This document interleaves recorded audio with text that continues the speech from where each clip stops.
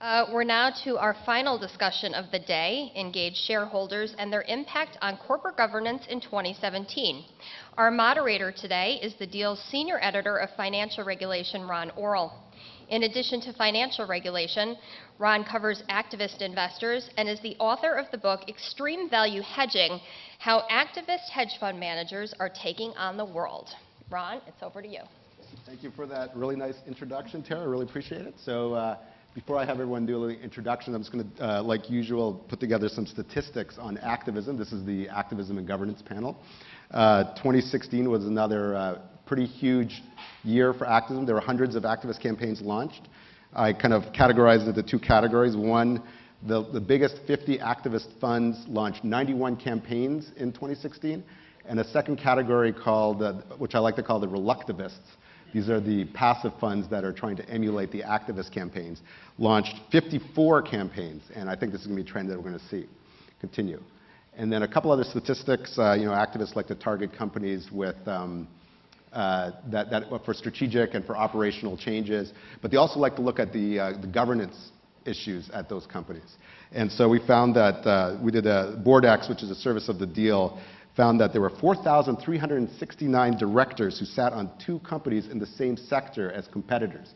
And then I'm going to be asking Graeme about that a little bit later. He has an example on this. So raises competitive issues, but we'll get into that. And then we also found that there were 1,240 independent directors on S&P 500 company boards that held seats for 12 or more years. And we found that there were like 300 directors that sat on boards for 20 years, and a number of directors that sat on boards for 30 or 40, and we found a bunch that were sitting on boards even for 40 years. So this raises refreshment issues, which we'll get to as well. So anyways, those are some statistics that are going to factor into what we're going to talk about, and I thought everybody on the panel can do a brief introduction of themselves, starting with Mark. Good afternoon, and thanks for hosting us today.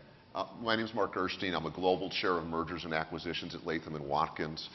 In that practice, I spend a fair amount of time with boards of directors, and when you spend a fair time with directors these days, you spend a fair time counseling them on activism and takeover defense, which is a large part of my practice, and I handle that both for U.S. and offshore clients. I'm Pamela Packard. Thank you for having me here today. I serve as president for the National Association of Corporate Directors New York chapter. We provide director education and peer-to-peer learning possibilities. I also serve on the boards of Brown Jordan International and the Financial Planning Standards Board. I'm a retired vice chairman of the public accounting and consulting firm BDO, where I had P&L responsibility for the tax practice nationwide. My name is Graeme Roustan. I'm the former chairman of the board of a publicly traded company called Performance Sports Group. It was traded on the NYSE and Toronto Stock Exchange up until recently. I took the company public in 2011. I left the board late 12 as the largest individual shareholder, and a month ago the company declared bankruptcy. And Susan?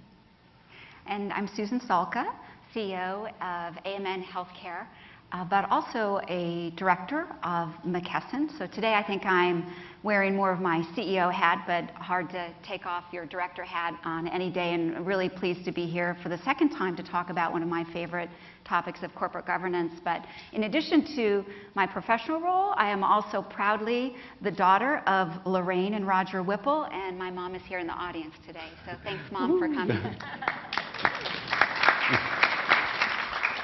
So Susan, let's start with you. Your stock has been kind of on a tear over the last 2 years, going from $10 and now is in the 30s. But you do have an example where you guys did beat earnings substantially, but yet the stock dropped fairly significantly for no obvious reason. Can you imagine a scenario where an activist bought a 5% stake and would agitate at your company, and how would you respond? Yeah, so in August, we reported our second quarter results, and for about the 8th quarter in a row, beat our guidance and consensus pretty handily. And trust me, we try not to do that every time. We're trying to get it right. But it was quite a shock when our stock dropped significantly in the following days when there wasn't really any apparent reason. And so some of the things that went, fortunately, we didn't have an activist shareholder come in. But what we did do is reach out to all of our shareholders very proactively, which we're always doing, of course, but we wanted to make sure that they were hearing directly from us what was going on. We had just had our earnings call, so we'd shared a lot of information, but quite honestly, we wanted to hear from them as well, what was on their minds, and see if they could share any insights as to why our stock would react in this way, obviously talking with analysts directly as well, and making sure that if we could be messaging things differently or sharing more information, being even more transparent, that we, we're doing that.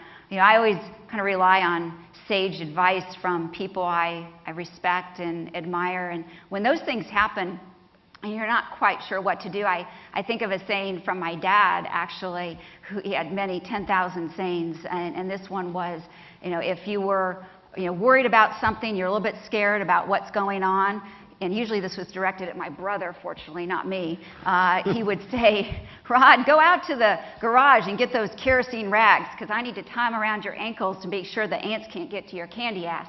And so my point there being, being CEO of a public company or a director is not for the faint of heart. And so sometimes things happen and you're not quite sure why and what to do, but it's just part of the role that you've got to deal with it. Okay, cool. All right, thanks, Susan. So Pamela, and then maybe if Susan wants or anybody else wants to answer as well, we look a lot at the world of governance and diversity of boards. And again, using BoardX, we found that there were 923 female directors on S&P 500 boards, represented about 20.5% of those boards, which is up slightly from 2015 and up slightly from 2014, but still a small fraction of the total of the women population. You have ISS and Glass Lewis, the two big proxy advisory firms, really pressing companies to try to improve the diversity of their boards and trying to get diverse people on their boards. So I guess maybe Pamela could talk, and then and if Susan wants to comment on it. How important is diversity of boards of a board, and how do you improve the diversity of boards? Well, having a wide range of perspectives in the boardroom is critical. And diversity is highly beneficial in ensuring that all matters are viewed from a multi-angled lens. So really, board refreshment is a way to change that. Leading practices is to consider board composition as a strategic asset.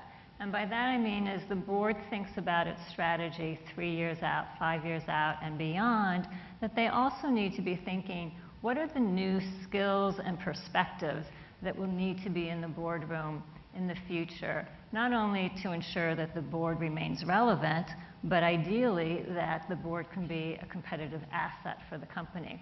And by looking out 3 years, 5 years, they have the luxury of time to get to know a broader body of talent and develop relationships with these individuals, monitor their progress, become comfortable with not only their skills, but the impact that they would have on their board culture.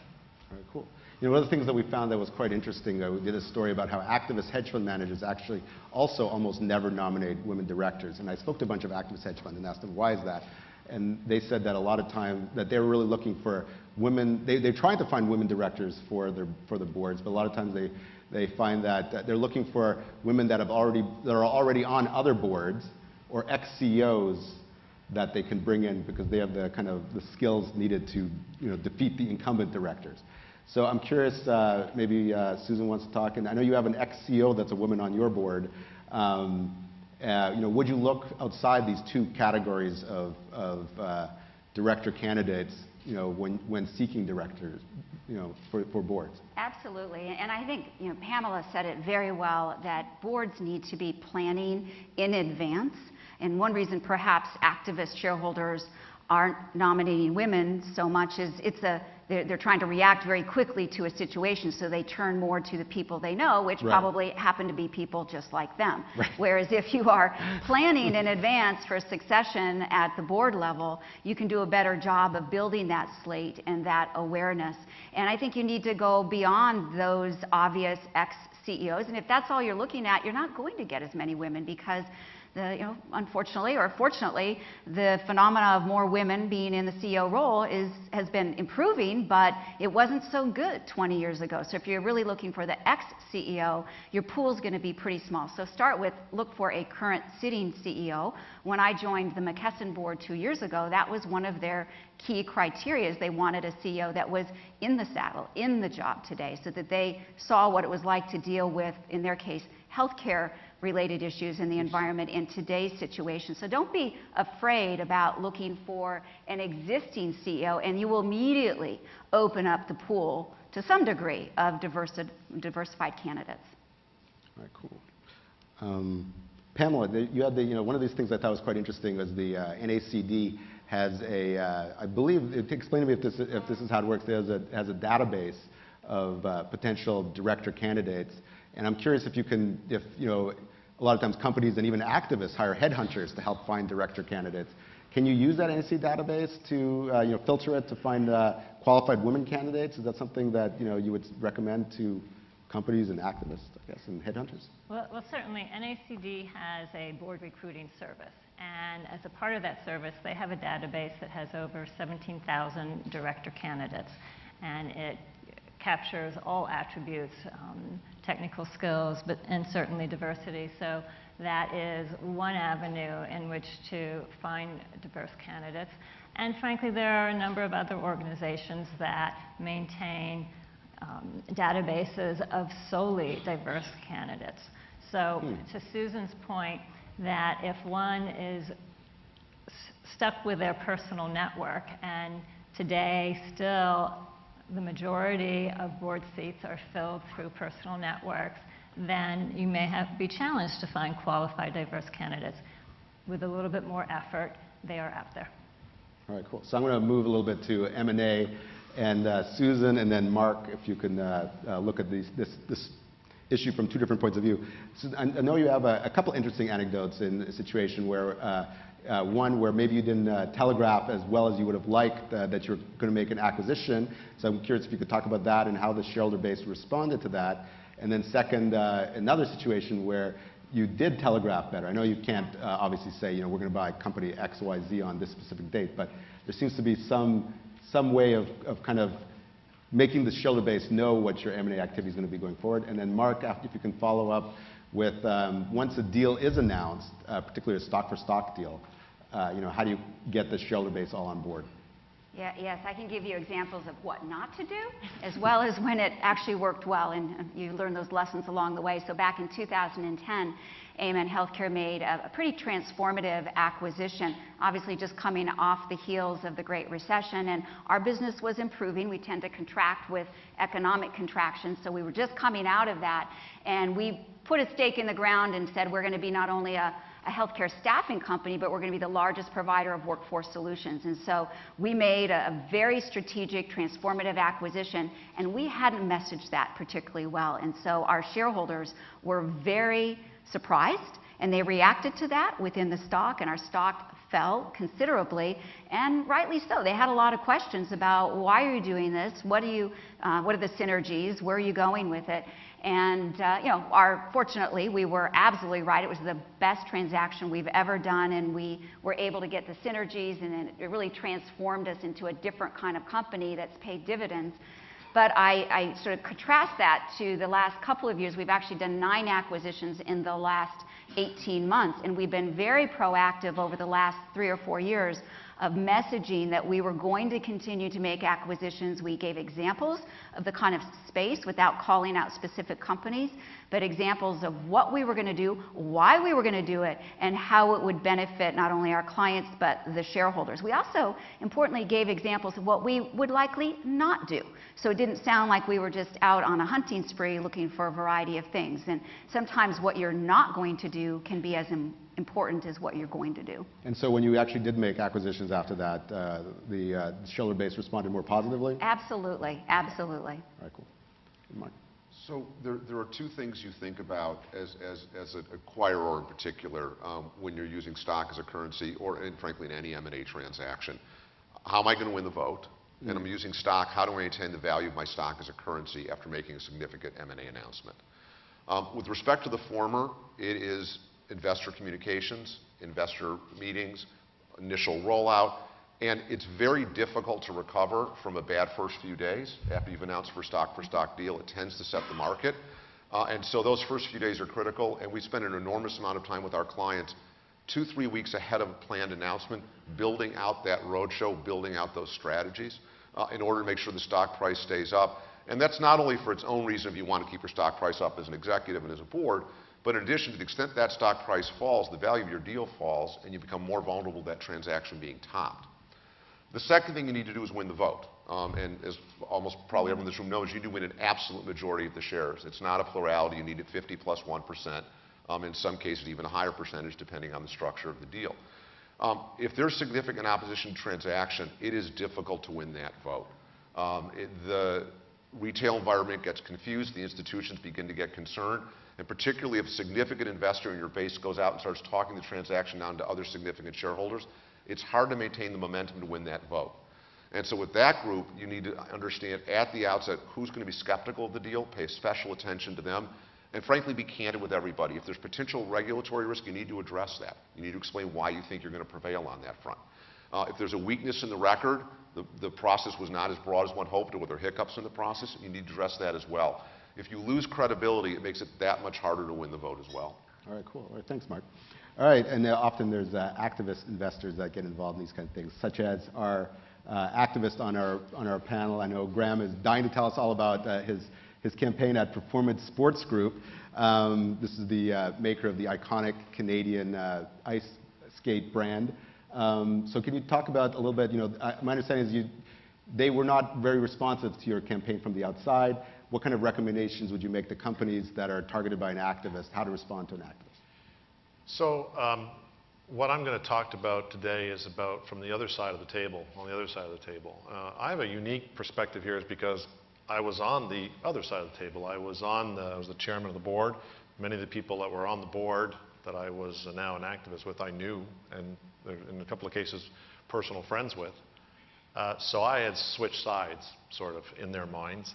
But I left, so I created, like I said, I took this company public, and I left the board as the largest shareholder. So now the board was looking at me after that as the largest shareholder. And I became, some people call me the accidental activist, because I didn't intend to do this when I left the board. I was very happy. You were a reluctivist. I was a reluctivist. I was a reluctivist. But I left the board, and I was very happy. I didn't sell any shares other than to pay some taxes and stuff like that. But I was very happy, and I was happy for a couple of years until the board had, and I kept in touch with the board. Like I said, I have a personal relationship or two there. And then they did a press release January 8th, 2015, where they announced after 88 years a successful run of manufacturing the best hockey equipment products and Easton baseball and Cascade lacrosse and Maverick lacrosse. They decided they were going to go into retail. At a time when Sports Authority was declaring bankruptcy and a time when all kinds of retail operations are struggling out there, big box especially, they decided they were going to open up these 30,000 square foot big box Bauer only, not Easton baseball and these other brands, just Bauer stores, retail stores. And in the press release I read that and I thought, well, if, that's a problem because we have all of our customers are retailers, so we're going to be competing against our own customers. That's problem number one. But problem number two in the press release, and keep in mind, I was no longer on the board, so I didn't have any of this non-public information. But the second thing that alarmed me in the press release was they announced that they were going to lose money at it. So I'm the biggest shareholder now, and I got two problems. One is because of my old insider relationships with the retailers that, okay, well, I know the retailers are going to be upset by that, but I'm the biggest shareholder, and now you're announcing that you're going to lose money at something. Now, I don't care what business you can make hammers and screwdrivers. If you put a press release out and say you're going to lose money at doing something, maybe you should have rethought the press release. Maybe you should have rethought the whole idea. But so it didn't take long. It was literally 9 o'clock in the morning when I got the press release, and literally within 15 minutes, phone was ringing from retailers saying, because they knew I had these relations with the retailers, saying, what are they doing? And of course, I didn't have the information. So I approached the board in a very friendly, non-public manner by just picking up the phone and saying, hey, what's going on? And the response was correct, was that, well, we can't tell you our strategy because it's non-public information. And I said, well, can I meet with the board and make my case? I happen to be pretty smart in this area. Can I come in and make my case? And I basically got a meeting to go in and sit down with the board and try to make my case as to why they shouldn't be doing this. And what I did, and it's a long story, but I'm going to shorten it up here. What I did was, rather than just relying on my ability to convince people that these two things were wrong, one, opening up retail stores, and two, losing money at it, I thought, well, I better go in and I'm going to arm myself with a report. So I hired Grant Thornton to do a survey of the top retailers, a selection of top retailers in North America, to sort of get a collective response to how they felt about it. And the alarming thing about that was the report was done, the survey was done, the questions were asked all the retailers, but they received, literally a week before my meeting with the board, the lawyers for Performance Sports Group sent a cease and desist letter to Grant Thornton and said, do not turn over the results of the survey that Graeme paid for to Graeme. And Grant Thornton bent under the pressure, and they called me up and said, we're not going to give you the results of the survey. And I said, why? Well, the board has objected. The board of Performance Sports Group has objected to us giving you the results. And I said, well, wait, first of all, I'm an independent. I've been off the board 2 years. I'm a big shareholder. These are independent retailers. I paid for the survey. Grant Thornton has no relationship with Performance Sports Group, so why the heck is Performance Sports Group acquiescing to Performance Sports Group's pressure to not give me the results? So let me ask you this. Yeah. When, clearly this board has some governance issues. Clearly.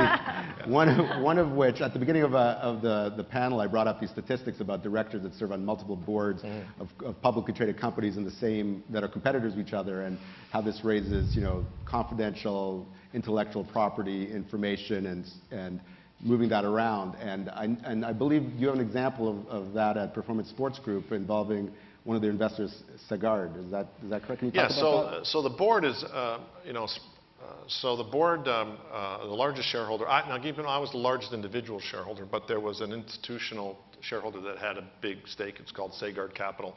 They're owned by a company called Power Corporation. Power Corporation is a very, very, very big company in Canada, and it's owned or controlled by the Desmarais family out of Quebec. Very powerful family. And through a series of entities, this company is the largest shareholder of Adidas. And Adidas owns 100% of CCM. So between Bauer and CCM, they technically, theoretically, they own 100% of the hockey skate business in Canada. That's it. So they have people on the boards of both PSG and Adidas CCM. So the issue I had, and I did a white paper on it, and I pointed out all the conflicts of interest and why they shouldn't be on the board. But this board decided, for some reason, to give them a seat on the board, which for me was a problem because, as everybody here knows, when you have a board meeting, you get the binder. And the binder has all the sales strategies, all the forecasts, it's everything. And so here's this one company, Power Corporation, now have in their possession the secrets of Bauer and the secrets of CCM. And I thought that this was a huge conflict of interest. But the board, in its infinite wisdom, decided to give them a seat on the board. All right, cool. Last question on Performance Sports Group. You reached out to the media a great deal while you were involved there. And the company didn't talk to reporters very much. Can you maybe give a little bit of an example of this? Sure. And what the impact is for companies that don't respond to media requests? Yeah, that's key. Activist situations. So everything I did was behind the scenes, and that's the way really most activists, or whatever you want to call us, group, we like to work behind the scenes and work with boards and get some progress. And even though I was hitting walls, including lawyers, excuse me, I was not you, but that's why I'm sitting between that's them. right. You had 25 minutes, so I'll take you a shot at the lawyers. I think I score. Yeah. but they took the first shot over the bow. They put out a press release with the chairman saying, when I asked for one seat on the board, I did ask for one seat of the 9. There was an empty seat. I asked to go back on the board to find out all this secret strategy that they couldn't tell me. They put out a press release and it said that Graeme Roustan's not qualified to serve on our board. And it was shocking to me that they put out something like that. I'm the former chairman of the company for 5 years, and for some reason I'm not qualified. But that's beside the point. So to your point, what happens, the media jumped on in Canada, hockey skates. If you walk into any room anytime and start talking hockey, you've got a crowd. And so the media jumped on it. And what happened was that I did accept every interview. And I was on Bloomberg and BNN and all these stations, and they would invite a representative of the company, and of course they would never show. So I had the microphone to myself, and I really controlled the media. And from a company's point of view, you controlled like the perspective that was going on about this company, I guess. I guess another way. When there's only one voice speaking, no matter whatever, forget about my situation. Whenever there's only one side talking, that's what gets out there. Yeah. That's what people hear. And usually, as you all know, the first thing people hear is usually what they think is the truth, and they'll stick with that. So if somebody comes out and starts making their case, you've already influenced those people. So what I tell now corporations and executives, do not do what Performance Sports Group did, which was bury their head in the sand. Get somebody out there to talk about your strategy or your point of view. Go on Bloomberg and sit across the table with a guy like me. Make your case. Unless, of course, you don't have a case, then bury your head in the sand. But all this to say, the company filed for bankruptcy a month ago. It went from, talking about your stock, our stock went from, I took it public at $7.50 a share, it went to $25 a share, and it's currently trading on the pink sheets for like $1 a share, $1.50 a share. And in 12 months, 14 months, it dropped 98% in value, and they lost almost $1.5 billion of shareholder value. So the point of what I'm doing up here and trying to tell all of you here and add hopefully to this conversation is that if you're a director and you're on a board, engage with your shareholder, talk to him, sit down with him. Do not put out a press release that says when he wants or she wants a seat on the board. Do not put out a press release that that person's not qualified to be on the board. Because if you want to pick a fight with somebody, don't pick a fight with the largest shareholder, who's an activist and also a hockey player. Okay, cool. All right, thanks a lot, Graeme. I appreciate that. So, Mark, talking about shareholders and communication with shareholders, there was a comment letter put out by State Street, the index fund, that really is making waves in the investor community. At least the advisors to companies targeted by activists believe it is making waves. I'm curious what your thoughts. And it really talks about the relationships about when activists reach settlements with companies, which, as you know, most activists, that launch proxy contests or agitate to get directors on the board, they usually settle to get, 1 or 2 of their slate of 4 or 5 people elected to a board. In the past, we've seen lots of settlements. So I'm curious if you can kind of explain a little bit about this letter, Sure. what the implications of it are, and whether you think it'll have any impact on settlements in 2017. And finally, do you think we're going to see a lot of settlements again in 2017? So this was part of State Street Bank's continued participation in the dialogue on whether activism is plays the right role in the market. And what they focused on was short-term return versus long-term returns, and concern that activists not only independently were seeking short-term returns to the detriment of long-term holders like State Street, but that as well the structure of the settlements themselves incented that short-term behavior. And they focused on a number of factors, but a couple of them were the duration of the the requirement that the activists sell their shares down, and if they sell their shares down, leave the board, and also pledging activities by the activists. That in effect, the fact that the activists had pledged shares subjected them to greater concern about near-term share price falling because of the margin calls, and as a consequence, it incented behavior because the boards didn't preclude pledging activities. They also focused on, suggested that long-term share ownership requirements be imposed on investors, and that instead of blocking them from acquiring more shares, as you do in most settlements, instead you require them to hold shares for a long period of time. Again, an effort to align their interests with longer-term shareholders like index funds or State Street Bank. What's the impact going to be? Look, I think the piece makes valid points, and I think one of the things it will do is give boards some cover when they push back on activists who are seeking a quick settlement. That there are interests besides those of the activists, and this is evidence of that point of view, and in a very specific, granular way that can be used directly in a conversation over the terms of a settlement agreement. On the other side of the equation, settlements are entered into quickly for a lot of good reasons, including to avoid distraction for the company or the shareholder base, and those are often done for the right reasons and may not meet all of the interests or requirements that State Street put in place. I don't think this is going to reduce the level of settlements in any meaningful way.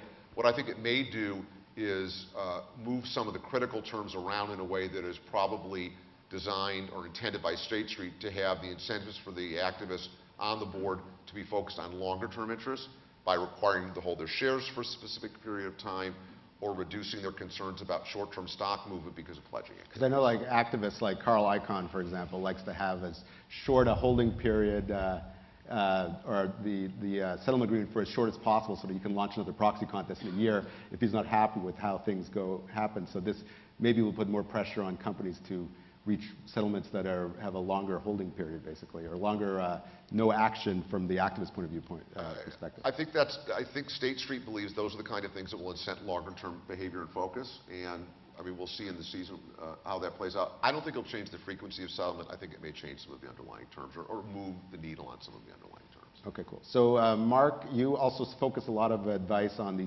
special committees of boards of directors looking into strategic options such as M&A. And so I'm wondering if you could talk a little about what kind of things you need to do to make sure that the courts, the shareholders, the company are all on the same page and will respect the process. So, as all of you know who follow the media or the courts, there's no transaction treated with greater suspicion than a management buyout or private equity acquisition of a company. The stockholder is generally viewed as a disadvantage from an information perspective, and there's concern the process may have been shortcut in a manner that's designed to advantage the insiders. From a special committee's perspective, your job is not only to meet the legal requirements, but ultimately be in a position where you convince the marketplace, the institutional shareholders, that you ran a good process and that you maximize value to the extent you could. And that starts with having truly independent directors who have an absence of relationship with any of the parties involved in the process. On the special committee. Okay. And clearly leading that process. A special committee can't come in at the end to put a stamp of approval on. They can't be passive in that process. They really need to run that process. That also, as a consequence, means that they need to bring independent advisors in, both legal and financial, to assure that the advice they're receiving, frankly, the information upon which they act, is independent and not, again, swayed by some of these insider concerns. Lastly, you need to demonstrate a process that is as far-reaching as practical if you're selling the business and you have the ability to sell the business to any buyer. A process that only focuses on private equity is going to face a lot of litigation and a lot of skepticism from investors. And again, you need to win that vote. So you need to be able to persuade them that you provided a process that brought the best value to the table. I think the most difficult situation, where you have a controlling stockholder who effectively can block any other deal, so they're your only buyer, you have to demonstrate the board thought long and hard, or the committee rather, thought long and hard about the intrinsic value of the business and whether it's just better off to say no to the controlling stockholder and run the business independently and have the board act on the kind of strategies that the controlling shareholder might introduce to improve value, rather than having the value created by that new business plan captured for the controlling shareholder only. Is this kind of the issue that comes up? I'm always wondering with these management-led buyouts that, the special committee, how do they, handle that in a situation, particularly for Delaware incorporated companies, to, it seems like an appraisal action in Delaware court may not be avoidable, but how do you minimize the damage that comes with with an appraisal action when you have a management-led buyout and the special committee is supposed to be looking out for shareholder fiduciary duty? So from a special committee perspective, you don't really care about appraisal. Deals don't have conditions right now that if a certain number of shareholders seek appraisal, the deal doesn't close. Those used to be in place. They're not there now. And best I can tell from surveying my colleagues, no one's really asking for those yet because they affect deal certainty.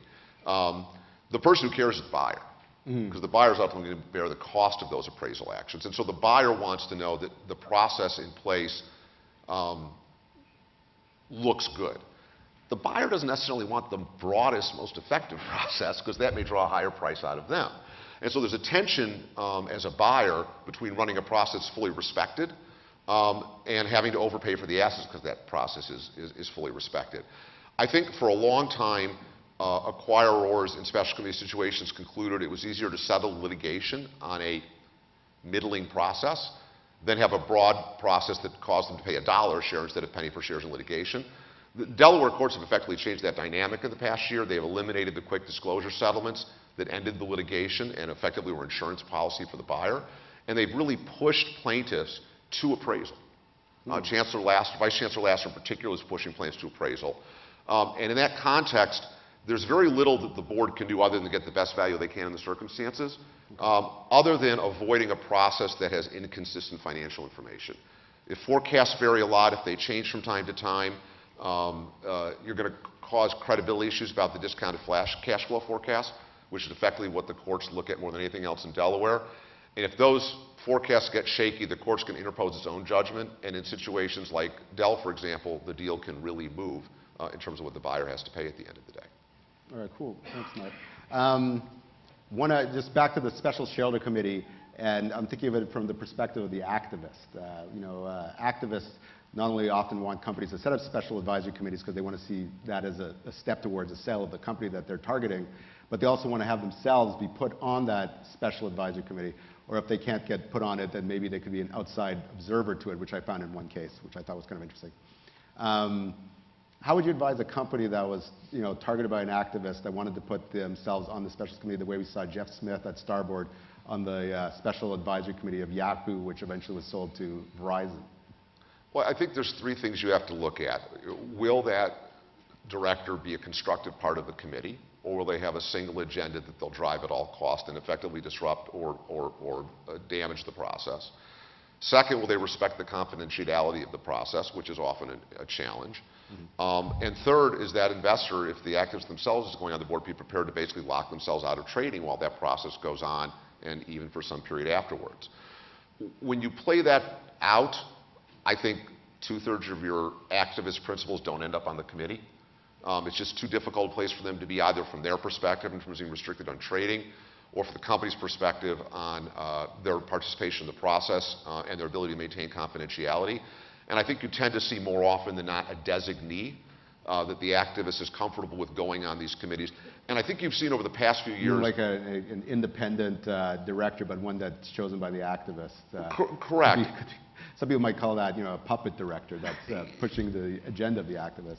Look, to some extent that can happen, but I think you've actually seen both sides of the equation get much more comfortable with those independent directors coming on the board and driving change from a middle-of-the-road perspective. Okay. Now, they may be more change-focused and may come in with a predisposition about the issues. But at the end of the day, I think the companies are much more willing to take an agreed set of directors, even if the activist proposes them, than to take the principal on the board. And I think that's smart for, frankly, both sides of the equation. All right, cool. I think we have time for one more question, so I'm going to ask about investment banks and these special advisory committees. And as a reporter, we're always fascinated to find out what the name of the investment bank is that's advising the Strategic Advisory Committee, because we feel that speaks volumes about whether the process will result in a deal or not. For example, if it's Frank Quattrone's Catalyst, it's more likely that a deal could emerge, that they're really serious about acquiring it. But if it's, for example, someone like Goldman Sachs, it could be their activist defense team, and they're going to fight tooth and nail to kind of against a sale of the company, which is what the activists want. So I guess two questions. How does the special committee pick an investment bank to advise it? And second, how do they decide whether to disclose that information publicly? So let's take a situation where a board of directors has received activist inquiry. It may or may not be public, but let's assume it's public. They filed either publicly a letter or they're on 13D. The decision about whether or not to advise the market to retain investment banks is a pretty critical decision. And I'd actually be curious what others think about that. But that does absolutely send a signal. I'm not sure, other than maybe the Catalyst example, who are just so strong on the sell side that if they're hired, it looks like you're planning to sell the business, that any particular bank sends a particular signal. But I think it does send a signal that the board has engaged independent third-party advisors. They're going to be looking at their alternatives thoughtfully. and most importantly, there's a channel of communication now open to the activists and other investors, regardless of who the bank is, that can be used to constructively convey information to the board and from the board back to investors that I have found is very often very useful in these circumstances. And I think that's really where these bankers add a lot of value. It's bringing that independent perspective, but also bringing their credibility and trust to the discussions with the activists. So that if Bill Anderson or Avi at Goldman, Bill at Evercore, say, look, give the board a couple of weeks, they need time to sort through this, they can't jeopardize their credibility by doing that a few times and then the board doing nothing after a couple of weeks.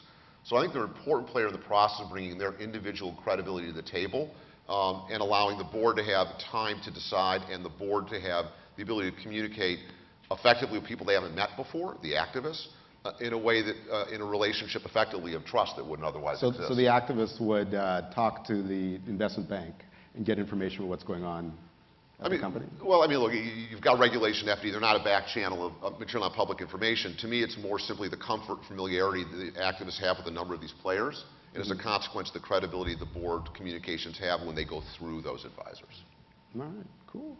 Well, I think we're basically out of time here. I'm getting the flashing red light, and there's cocktail hour starting shortly. So I just want to thank our panel, everybody for participating, Susan, Graeme, Pamela, and Mark. Thank you very much. Great job. Yeah, thank you.